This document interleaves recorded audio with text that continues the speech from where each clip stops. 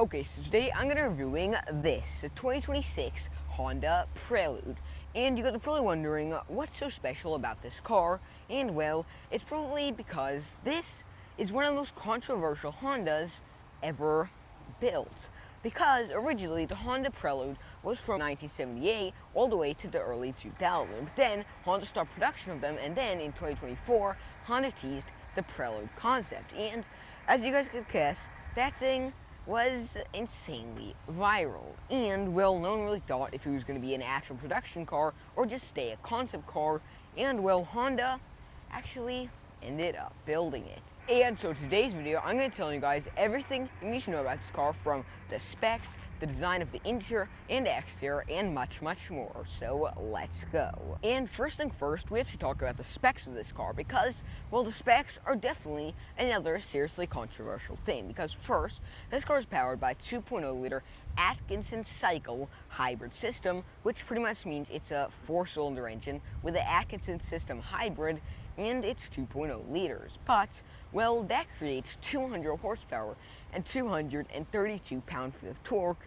and well, that is not that much, to tell the truth. It's definitely pretty underpowered. But anyways, you have that power, not all that power, but the 200 horsepower, and that power goes through a eCVT transmission, which actually has something really cool called plus S shift. But plus S shift is pretty much where you have paddle shifters, like in a Porsche GT3 RS or Pagani YR Evolution, and well, you have your automatic shifters for up on the left side and down on the right side, and well, they call it the plus F shift, and well, it's pretty much a fake shift. It's not a real shift. It's kind of like a fake. It sounds like it's shifting, but it's not really shifting. I don't really know how it works, but still, that is quite strange. And well, it goes through that transmission, but also it's only front-wheel drive. It's not all-wheel drive, rear-wheel drive.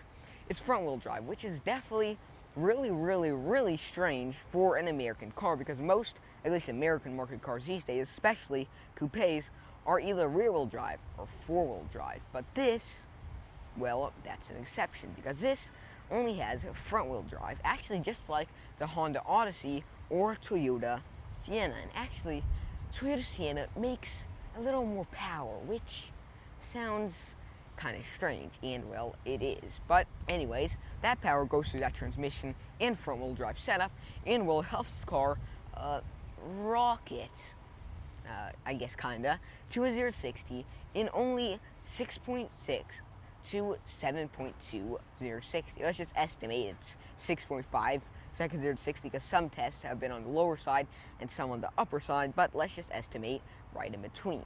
And well, then you also have a top speed of 115 to 120 miles an hour, which is actually, I mean, relatively good. But I think another thing that's also seriously strange that we'll talk about in a little while is the design. But anyways, you have that power, which is quite nice. I mean, it isn't the fastest, but still, 6 seconds 0-60, 200 horsepower, hybrid system, 4 seats. I mean, I think it's a pretty good deal, especially if the price is under 50, never mind, I'll tell you guys the price later. But anyways, it's below, let's just say 60K.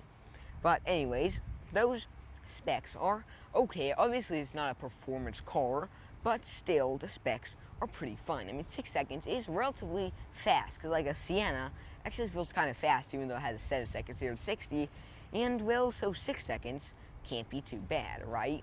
But anyways, now you guys are probably wondering, what is the MPG, the range, and of course the price? And well, first off, let's talk about the MPG and the range. And actually, right before we do that, I need to tell you guys one of the biggest things, at least performance-wise, because everyone who's a performance junkie who's watching this video, they're probably wondering, what is the quarter mile? And for those who don't know what that is, it's pretty much how fast the car can go from a stop at the starting line to a quarter mile away. And well, this has a 15-second quarter mile, so actually, it's not terrible, to tell the truth.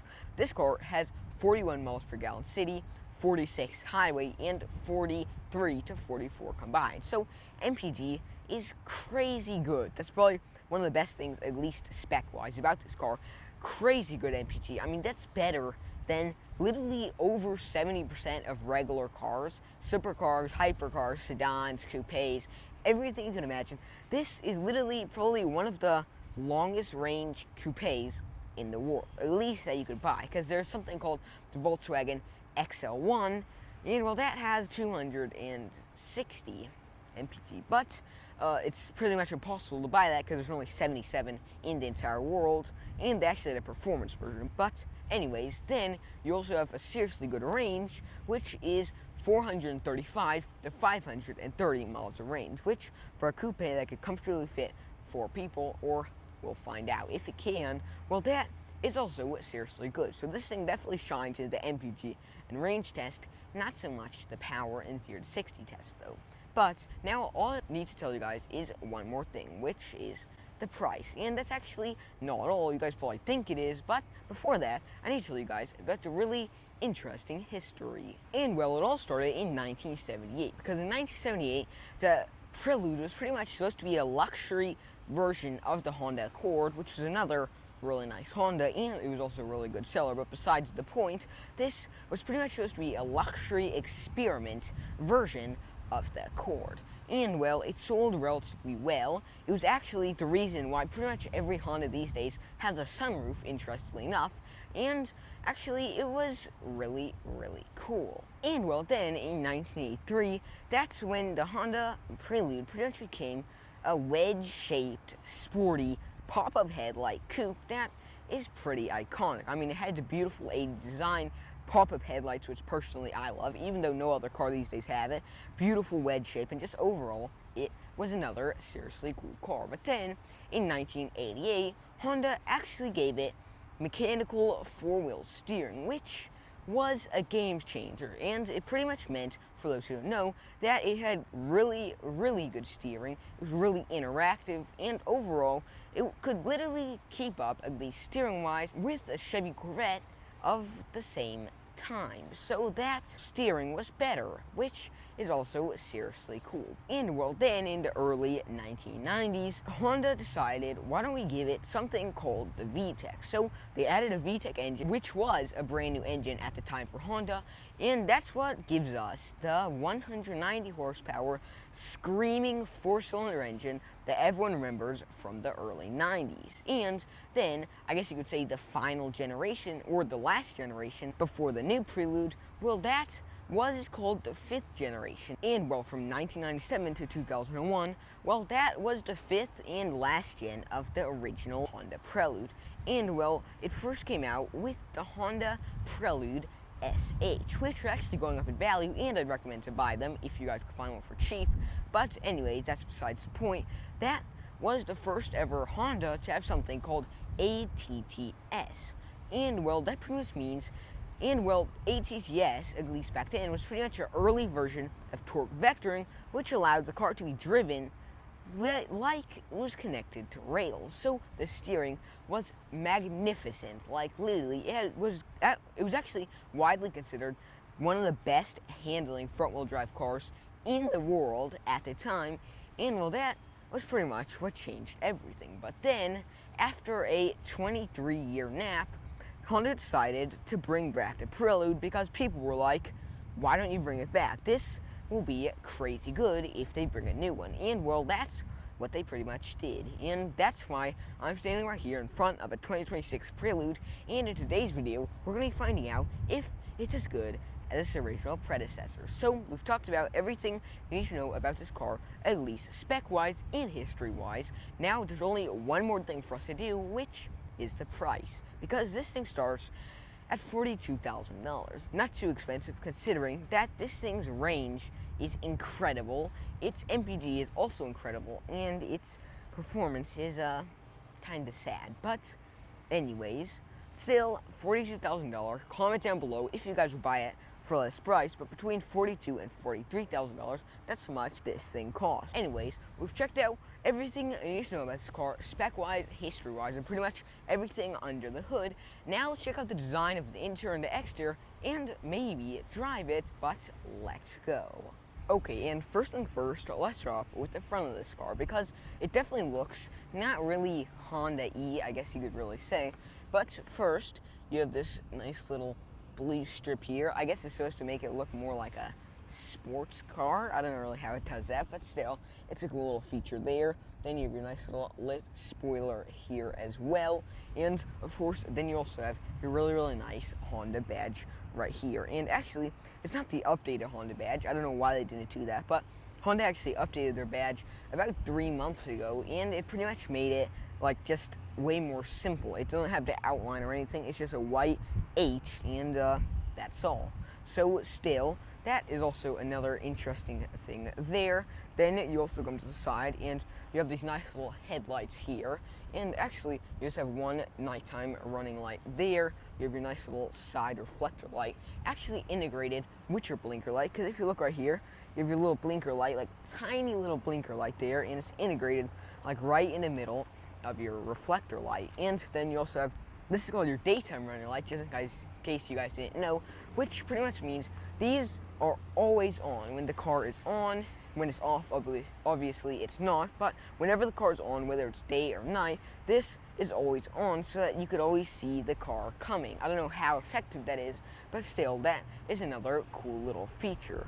Then you also have this nice little hood here. This is actually where the engine is located, and as you can see, it definitely isn't the hood isn't that tall because it's only housing a 2.0 liter 4-cylinder engine, so definitely really tiny engine, but still the front of this car looks relatively attractive, to tell the truth. Then you have this nice little air intake here as well, and actually I can't exactly put my finger on it, but these lights, like the way piece is connected right here, it reminds me of I forgot, I guess it was like an Acura supercar concept that I saw before, but that is definitely really interesting how Honda like integrated it. And actually, interestingly enough, Acura, if you guys know what that company is, it's pretty much a luxury version of a Honda, just like GMC is pretty much a luxury version of Chevy, which I bet you guys didn't know. Well, Acura is pretty much a luxury version of a Honda. And then when you check out these wheels and tires, well, one, you'll notice that these are actually Brembo brakes. It's kind of hard to tell because the rim's covering it, but you can see the start of the Brembo logo right there, and that's actually an option. I'm not exactly sure how much, but I'll show you guys how much right now. But that is a option which gives you way better stopping power compared to the regular Honda brakes, even though you don't really need Brembo brakes on this car because the 0 to 60 is about 6.5 seconds to 7.2 seconds, so 0 to 60 isn't like Pagani or Ferrari level fast, but still, that's a nice little option to have for extra safety. And then you also have these nice little rims, really complex looking. These are actually 5-spoke, but it looks like they have a whole bunch of extra spokes, but these are just like 5 main spokes with some really cool designs inside of them. And then you also have your nice Honda logo there as well. You have Goodyear rims here. These are the Eagle Touring rims, so I believe those are more like performance oriented compared to the regular Eagle series. But yeah, then so have this interesting looking air intake. I don't know how effective it is, but still, it's a nice little sporty feature. And so it pretty much leads air straight out of the hot tires, let's say if you're on a track, and rims and brakes, and well, it pretty much pulls the air out through here and across the body of the car. That's probably why you guys might notice that the top of the actual door is actually like more square, but then you might notice the bottom is like kind of rounded because the air will flow across here and flow away from the body of the car. So that's a nice little aerodynamic technique that they added there. Then you come to here and you have this nice little mirror as well. You see, you have, I guess it's like not completely sideless mirrors, but you have these cool little like rounded mirrors, and actually you have a nice little blinker light integrated into there.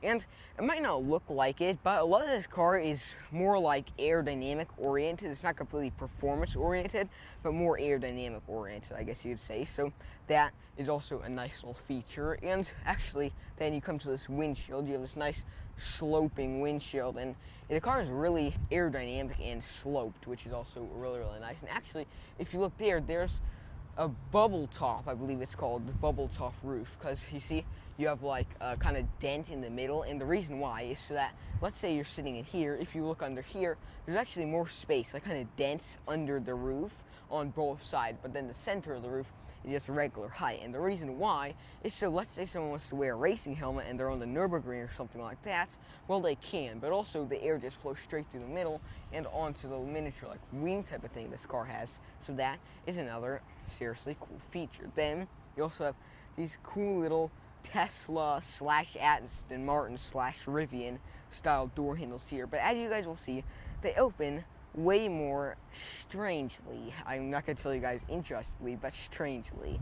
And yeah, then you also hop down here and you have these nice side skirts on the side of the car here. And overall, I think the car definitely looks interesting. I mean, it's definitely, like, you could tell it's a Prelude from a distance. Well, I could, but the design definitely isn't like every other Honda where like, what model is that, what model is that. This definitely feels like it has kind of its own type of vibe, which I definitely think is really, really cool. Then you come to the side of the car here, and the back is also extremely, like, strange. Like, I would not expect the back to look like this, but it's definitely really weird how you have this nice, and actually I think I like it, but it's also strange at the same time. You have this nice little LED red light bar coming across the back here. You have your two, or actually wait, this is supposed to be one blinker light here and then one on the other side. Then your nice simplistic Honda lettering there. So this is actually one updated piece as well, because before the Prelude, all Hondas, they had kind of a more like hard and sharp type of font, but this, as you guys notice, have more like rounded and simplistic looking font. This almost looks like an upside down P for some reason. I don't know why, but yeah, so that is cool how you have the updated font there. Then the sides, you have some more blinker lights on both sides there. This actually reminds me of 911 font, interestingly enough. You have Prelude badging, but it kind of looks like the 911 type of font, which is quite interesting, and I actually think that is quite cool. And so then you hop down here and you have your nice blinker light here. You have this little pieces of like aerodynamic bits. It's supposed to look kind of like, I guess, like a diffuser, you could say, but it looks more like just like a piece kind of like sticking out. I don't know how aerodynamically efficient that is, but still, that's a cool little feature. Then you also have another one of these blue strips. It goes like deep under the car. I guess it goes all the way under the car, but yeah, you have that cool little like stuff there for extra sporty look. And actually, speaking of sporty and efficient, let's check out the trunk of this car, because it probably seems a little hard to see, but you could see the outline here, and this is actually where you open it. There's a little button here, and it's actually not electric, it's just like powered by pistons. But whoa, this is seriously spacious. Like, check that out. You have a huge amount of trunk space here. I wouldn't have expected that all this opens up. So this could, I guess you could say, it's kind of like a hatchback type thing. So yeah, it's really interesting, and you have great amount of storage here. You could actually lean down here, and you have extra storage here, and that's where a tire, I guess, should have been. But yeah, so you have some cool storage down there. Let's close it up. And overall, you can see all the way through the car. Like, if you just look through the back here, you can see all the way to the touch screen and everything. And you can actually like reach the rear seats from here as well, because I guess it's so open. So that's actually pretty cool, to tell the truth. I'm not exactly sure how much trunk space there is, but it definitely seems like a good amount. And then on both sides, you have nice little lights here. You have a little, I don't know, 3G Max, so I guess there's something that pulls out here. You could connect like the board so that you could put extra stuff on top. And yeah, so that is also really cool. And on both sides, you could actually fold it down to have a lot more space. So I'm gonna push that forward. It's actually nice that you could access it straight from the trunk, but you see you have so much more space. I guess, I mean, you might be able to put like a sleeping bag or something like that. I don't know if it'd be truly possible. Maybe you could fold those front seats down as well, or just push them forward. But you actually have a great amount of space down here. Someone could lay comfortably, which of course is really, really nice. And also, let's say you're putting something huge in here, you have all the space you would need. And yeah, so that is also really, really nice. Let's close this up. And yeah, then I just want to talk about a couple more things before we actually check out under the hood. And one is you have this nice little like black trimmed rear spoiler type of thing here, and nice little light there. And you also have your nice smooth rear window. And actually, I thought only this part of the trunk would open up because it looked like it, but I didn't realize all of this would open up, and it definitely makes it feel like way more spacious compared to just this piece opened up. So yeah, that is also really, really nice. So now let's check out the engine, and then we'll hop inside and check out the interior. Let's open this door up, and it's kind of deep under here, but just pop that hood open there, and let's check it out. This nice, open the trunk up. It actually feels pretty heavy. So let's put this on there, and well, that is your 2.0 liter flat 4, and you have a nice little Honda badging there. You have a little thing to put oil there, and actually this, I don't really know what this for, like this long orange tube, and as you can see, it's a hybrid, because regularly the engine would pretty much just take up like this space, and you have some tubing around here, but as you can see, you have a lot more tubing around here. And then you have your fuse box here, you have your battery here. I don't know why it's covered in this like soft type of this material, strange, but then you also have your like, that's all your electrical components there for the hybrid system, but then also you have electrical tubing there as well. And as you guys might notice, the engine is actually kind of pushed over. Usually it'd be directly in the center for the best weight distribution, but for this car, it's actually pushed over to make way for that wild hybrid system. And so that is pretty much all of the quite interesting engine, and this probably adds like a lot of weight to the car also because of all the extra electrical components, but yeah, so that is also quite cool. So let's close this trunk up and then check out the interior. Okay, so just drop it like that and it closes it right up. So we've checked out pretty much all of this really interesting exterior. Now let's hop inside and see if it's just as cool. Okay, so let's go, and right now it's in sport mode. Is that actually the engine? I guess you can't really hear it, but yeah, and you actually also have like paddle shifters, which is quite interesting. I believe this like it seems like it's shifting. It's not really paddle shifters, but it's supposed to seem like paddle shifters, so that's pretty cool. And I mean, this thing is relatively quick, 6 seconds 0 to 60, and like 200 horsepower. And so far, the suspension ride is pretty good. It's not like really bumpy, but you could definitely tell it's nice. It's kind of like, you could tell it's kind of hard to feel a little sporty, but still, it's relatively like smooth ride. Just quite nice. The exterior sound though, from like the road and stuff, it's like completely deadened, but still it's pretty quiet compared to how it actually sounds outside, so that is also really, really quick. Well, so, and I don't know if those are like what's it called, added on engine sounds or what, but it sounds like a race car almost. It's quite interesting. And also, I mean, I don't know really how fast it feels like from like speed and accelerating. Okay, so yeah, it actually feels pretty quick. And the steering, I don't know how good the steering is exactly, but I mean, the original Prelude was supposed to have seriously good steering, so I'm assuming this one also has like really good steering as well, based on like the old school one being one of the best, considered one of the best steering front-wheel drive cars in the world.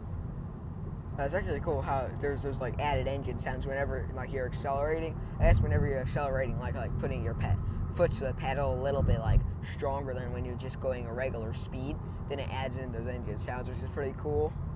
And I don't know if the paddle shifters, if it actually like works like can actually make it go like up to speed and down to speed and stuff like that. Oh yeah, so you have a 6-speed, 7-speed. And you could shift really far down, so that's pretty cool. This thing definitely feels pretty quick. Your ride quality, I think the ride quality is it's pretty good. You could feel some of the bumps, because I feel like, especially, so right now we're in the sport mode, as they call it. So it's supposed to make the car feel more like sporty. And actually, if you press that button, that's what switches it into the like paddle shifter type of mode. So, you know, that is also really nice. I wonder from a stop how quick this thing is. So let's see. Well, those engine sounds are pretty cool. So this thing, yeah, is pretty fast. Whoa. This thing, like, I wouldn't expect 200 horsepower to feel like that, but it actually feels like seriously fast for 200 horsepower. Plus, it's nice that you have those back seats, those added extra back seats as well, so you can put storage or kids or something like that, so that's nice as well.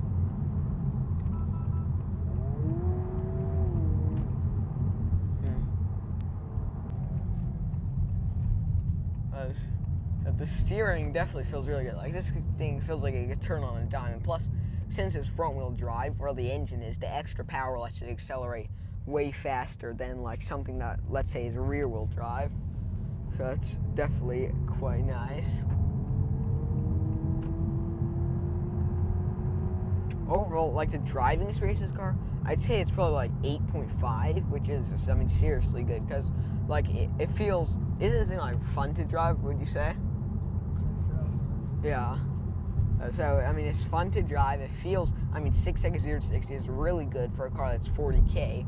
Like, a lot of 40K cars, like used cars, I mean, there's fast used cars, but new cars for 40K, it's really rare that you can find something that feels like this. And then also, like, the view at the car as well, like, if you lift this up, the windshield, the actual windshield, it's really slanted. Like, you could tell from the outside, like, it's really slanted for extra aerodynamic efficiency. But then, even with these down, you could definitely see there's, like, a lot of, like, there's a lot of space that you could see at it. It's not like something like a Dodge Viper where the window seems tall, but it's really, like, you could barely see out of that thing.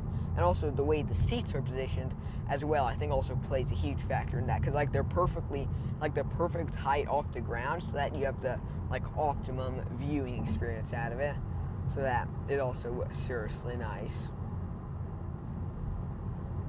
Yeah, and Google Maps also, like, it works pretty well if you look at it. Yeah, it works just like as good as it would on like Apple CarPlay and stuff like that. So yeah, that is also quite nice.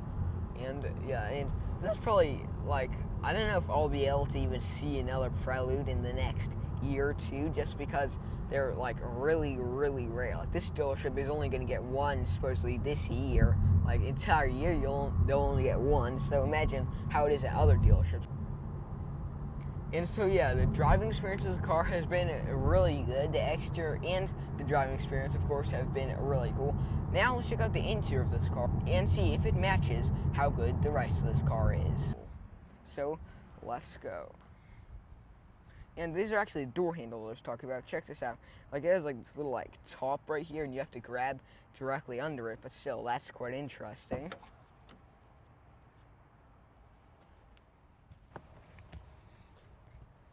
Okay, so we've checked out all of that really interesting and pretty cool exterior. Now let's check out the interior and see if it's just as crazy. And of course, first let's start off with this front dashboard, and you have nice Prelude stitching there, which is really cool. You have also two-tone stitching here as well, blue and then white stitching, which I find definitely really cool and quite attractive. Then you also have this nice AC here, and it's actually really interesting. All these ACs actually are really cool, but because the way they are designed, like, you can move them like this, like all types. You could even move them in a circle, square, like you could move them all around the place for all types of custom settings. And this actually might seem like it's not doing anything, like when you turn it like this or like this, but actually there's two layers. So there's one layer, and then there's two layers of this AC, so you can actually turn it exactly where you want it to be pointed, which is definitely really cool. And you can also turn it up all the way or down, and it's a nice little circle button there. Then you also have this nice SR5 airbag there. You have beautiful Bose speakers there. It's actually the first time I've seen speakers integrated into like this side, like A-pillar, I guess you could call it. So that is really cool. Then you also have nice side curtain airbag there as well. And overall, the interior of this car is definitely really ergonomic. You could tell Honda tried to make it like sporty kind of, because you have this nice materials here. Like, this is supposed to be kind of like Alcantara feeling almost. It doesn't really seem like Alcantara or like wool or something like that, but it's kind of like a combination of it, which is really interesting. And then you move on to the door, and there's a nice little metal door opener, which is actually also really cool. You lock the door with this simple little lock, which is nice.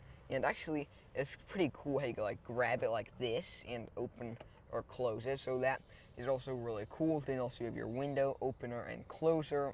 You have lock and unlock buttons there as well, which is also really nice. And then you have your door handle closer, which is also really cool. And you could, I guess, store stuff here as well, but it probably works best as a door handle closer. So that is also really cool. Then you also have this nice, I guess you could say it's like a little cup holder type thing, a square cup holder type of thing there. Then you also have more storage here as well, which is also really nice. And overall, I like the black and like blue interior stitching. It definitely feels like a nice little contrast, even though it's not too strong, but still, it definitely is really nice. Then you also have this nice trim here, like leather type of trim. I don't know if it's real leather or fake leather, but still, that is also really cool. And yeah, then we definitely have to speak about these seats, because these seats are really cool and also quite interesting. You have Prelude badging there. You have nice like alloy trim here, which also looks really nice. And you can actually pull this forward to open the seats, and we're going to check out those back seats in a second. But before we do that, you have this nice like leather, like breathable leather trim, which I definitely think is really cool. And yeah, overall, these seats are seriously comfortable. A lot of coupes that I review, like, they're not comfortable. This is really comfortable. Like, you just sit there, back, relax, and I really feel like this is a really comfortable car that I could just lay back and go to sleep in. But anyways, yeah, it's definitely comfortable enough to go to sleep in. It holds you in place relatively well. It's not the best, but still, it holds you in place pretty good, because you have these nice like side pieces here, which are to make it feel more sporty. But also, let's say you're going on a racetrack, then obviously they help you stay in place. And so now we also have to check out the seat belts to see if they're that good. And well, I don't know if this is a new seatbelt design or what, but check out these weird like bulky seatbelts. I see them on a lot of new cars, but I don't really know why they have them, or if it's just like maybe a new thing for like hybrids and EVs to have for extra safety or what. But yeah, that is also really nice. Then you also have, yeah, the seatbelts are also pretty good. I mean, they're not the greatest, but still, yeah, they're pretty good. I definitely like the way they feel. The seats and seatbelts are definitely a seriously good combination. And also, on the seatbelts, you have this, like, you can lift it up, I guess. There's not really much room to lift it up to, but still, I guess there's a way of lifting them up. I don't know how. Maybe they're electric, like electric seats, but still, that is also quite nice and quite interesting. And actually, speaking of headroom, I have a great amount of headroom. If I take my hat off, yeah, I have probably like 6 inches of headroom, great amount of headroom. And you can also lower your seats, or at least like the driver's seat, which is electrical, I believe. So yeah, that is also really cool. Then you come here and you have really slow opening hand glove compartment, but still, that is a nice little glove compartment. Not the most spacious, but still, it's really nice. And actually, I am like extremely happy to be doing this review for y'all, because this dealership I'm doing this review at, they actually said this would be the only one they're getting this entire year. So this thing is definitely extremely rare at dealerships. So when I post this, I hope a lot of you guys watch it, because I'm definitely really excited to post it. But yeah, so that's also nice. Then you also have this little sun blocker with a simple little light system. You have a little orange light there, and yeah, then you also come to the center console, and center console is also another thing that I think is really cool and interesting looking, because it's not like every regular center console. It definitely has some cool little other details about it that you guys might not have noticed, and so let's dig into that. And first is this S Plus shift knob, which I've told you guys about earlier in the video if you guys didn't fast forward. But the S Plus shift knob pretty much allows you to use these 2 shifters, one for minus and one for plus, which pretty much lets you go down in gears on the left side and up in gears on the right side. And so that is really nice. So it pretty much has fake paddle shifters. They don't actually like work, but it's just fake paddle shifters. I don't know exactly how they're supposed to be fake, but still, that is quite nice. Then you also have park and reverse, neutral, drive, and park button, brake hold, and you have different drive modes like sport and all types of other drive modes there. So overall, this cool little like transmission area I really like. And then you come here and you have sync, you have low, you have on and off for the AC, you have auto and then heating, cooling, and everything like that. And actually, one thing I want to talk about is the key, because the key, as you guys probably don't notice, is actually shaped like a canopy. It's like the body of a car, the key, and then this top part, it's kind of like a glass canopy on like concept cars, which I definitely think is cool. You have your nice logo there, Honda logo, and the other side, you have small little buttons, lock, unlock, then you have trunk, you have hold, I don't know what that's for, but then you have hold to turn on like the emergency sound if you don't know where your car is and it's lost in like a big parking lot. But overall, this key, it's really nice and it's really tiny. Like it fits in the palm of my hand. Like I could fit probably two of them comfortably in the palm of my hand. So that is also really nice. Then you have passenger airbag off, you have charger, you have two chargers actually, and I guess that one's for battery, and that one is actually something really special that I only see on older cars, but it's pretty much where it comes with a plug. I don't know where it is, but the car usually comes with a plug that you could plug your phone into, and then you have Apple CarPlay or Android Auto or something like that. So that is also really cool. And actually, before I check out any more of this interior, I don't want to show you guys it at all yet.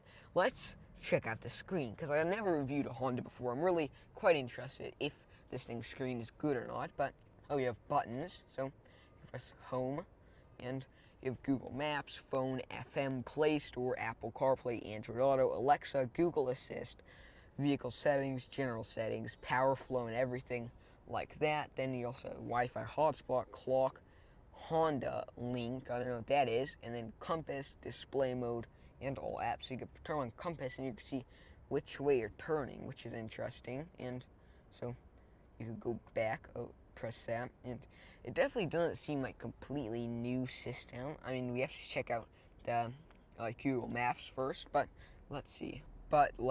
And well, so Google Maps is okay. Let's just drag it across.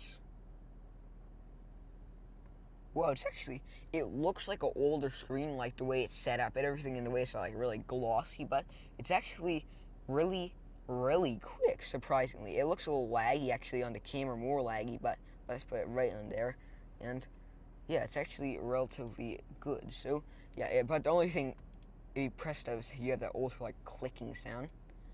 Oh, I think it's just to sound like the old like buttons in cars back in the day for the heating and cooling and stuff like that. Oh, that's actually really cool. And then you have FM there. You have Apple CarPlay. You have night or day. You could turn it up or down. I like all these cool like sound effects. It's almost like a little game. And you could turn on your favorite apps or something, and you can go back again.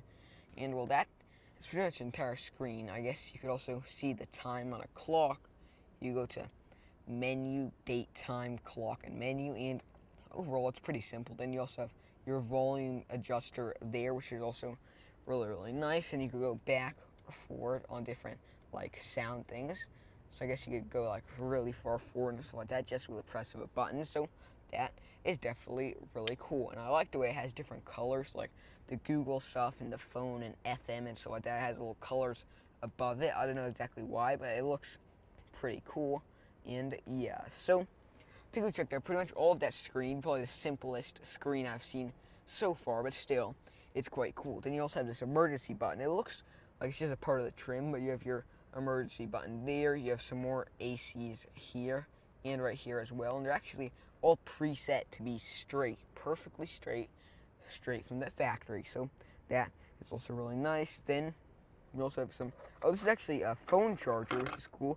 You can turn it on to different levels, like if you want it to be at level 2 or level 1, it shows how much your phone is charged, and so you pretty much just lay your phone down there without the case on, or if it has a see-through case that's like the wireless charging compatible. So yeah, that is also really nice. And you have your 12-volt max charging there, passenger airbag on or off, you could decide. And yeah, so overall it's quite nice. Then let's move this key back there. You have this nice little cup holders. They actually, I guess, tried to save money by only having 4 of them instead of having 8 of them, on like 4 on each side, but still, you have this nice little cup holders there, and actually this part might not look like a center console, I guess you could say, but it actually is, interestingly enough. So you could pop this up, and it's definitely not like the most spacious storage area I've ever seen, but I guess that's where you'll have to have. And you have SOS buttons there, this little light buttons. So it's cool how they kind of go in, so you know they're on and off.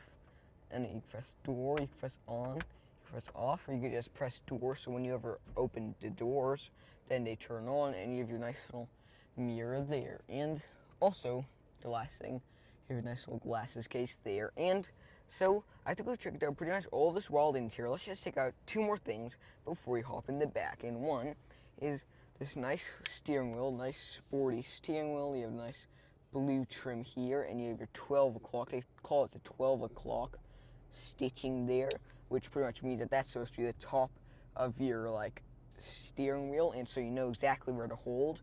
So yeah, that is also quite nice. Then you also have this nice little area here, this little like plastic trim, but still it's nice. That's like black, gloss black, so it looks sporty. And then you have your little I guess you could say speedometer there, so you have your mile an hour. Oh, so it actually, or actually that's your charge, so I guess it's saying how much power. So 100%, 75%, 20%, or 25%, or 50%. Then you can also be in park, shows how hot it is outside, and then you'll see the top speed you're going. And this one only has 23 miles, so it's low mileage. And then you also have a tiny little white Prelude right there, which is quite nice. And then also you could see the speed you're going in MPG. So yeah, then it's actually kind of cool how you have like a little horizon there as well. But anyways, that is also quite cool. So I think we've checked out pretty much all of these cool front seats and exterior design. Now let's check out the back and see if we could even fit in them.